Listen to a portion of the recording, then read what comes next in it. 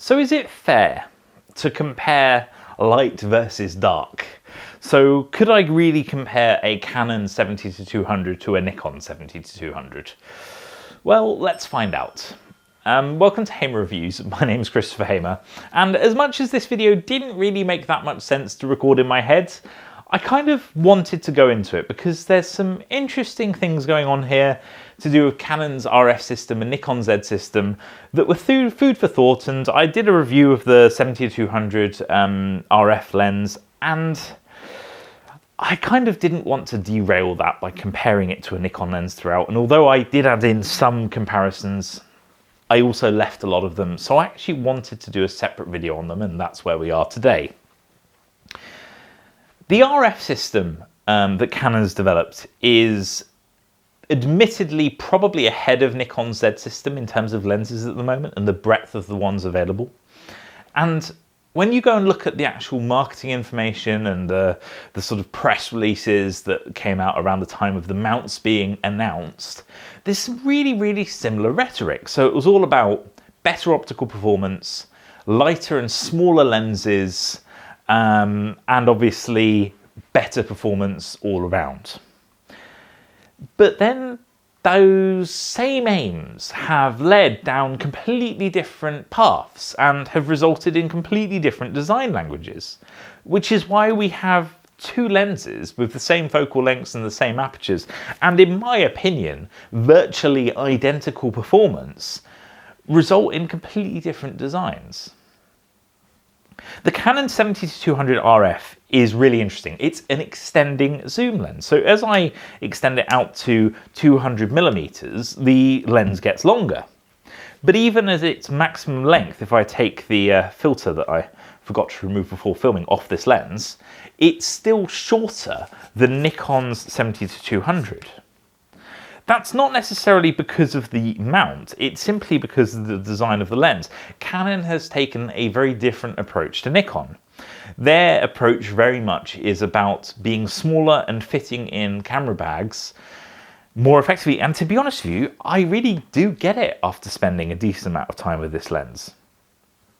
I can stand this upright in a lot of my camera bags, and in my Peak Design everyday backpack, it'll actually fit sideways inside one of the slots, so I could get another lens or two next to it. But if I put this 70-200, despite its fact only a little bit longer, it takes up virtually an entire slot by itself. So in terms of pure convenience, the 70-200 RF lens is far better. And the thing is, it's not like optical performance is that different. It's really not. I can't see much difference, I have to be honest. I don't have the Z7 at the moment, but I was looking at the Z7 photos and I was looking at the sharpness and the chromatic aberration and distortion, etc. And there's very little in it. And if I look at the ones from the 70-200, you know, and the Canon and Nikon lenses, I just can't tell the difference, to be honest. They just look good.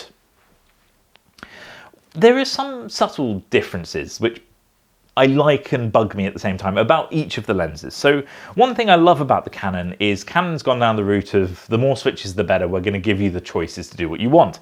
So you have the focus limiter switch, you have the autofocus manual focus switch, but then you have the stabilisation on-off switch and the stabilisation mode selector. I love that. Those buttons should be on this lens, but a lot of them aren't. There are no VR switches on this and there's no VR mode selector, and I think it's one of the biggest mistakes Nikon made on this lens.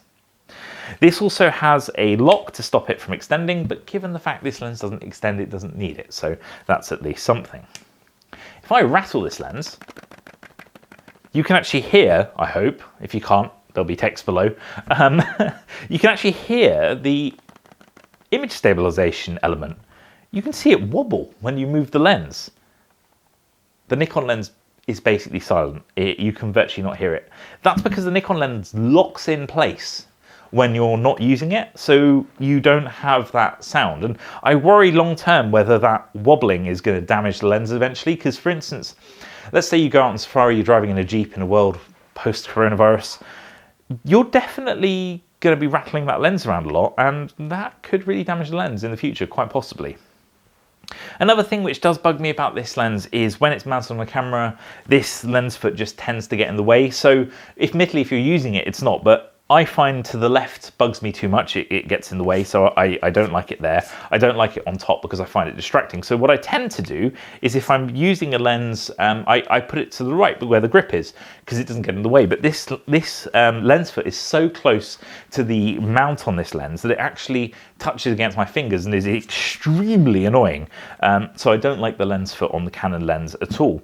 The Nikon one is much further forward. It has a nice angle, so even if I have it out on the left, it never gets anywhere near my fingers and is much more comfortable. Obviously the Nikon lens is a fair bit longer. I don't think it's a major issue. The Nikon lens also feels like it's a little bit heavier.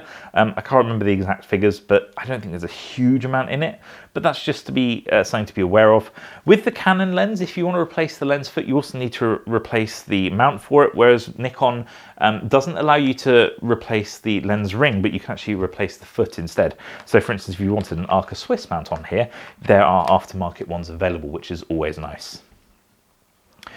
So I think it was just interesting to take a look at two very different approaches to what are basically the same lenses on two different systems. They're both full frame, they're both 70-200, they're both f2.8, and yet we have two very different lenses.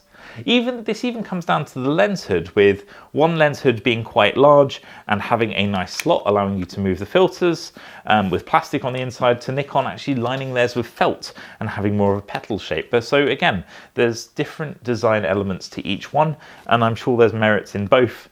But when it comes to all-out performance, the autofocus speed is similar, the image stabilisation offers similar performance, they feel pretty similar.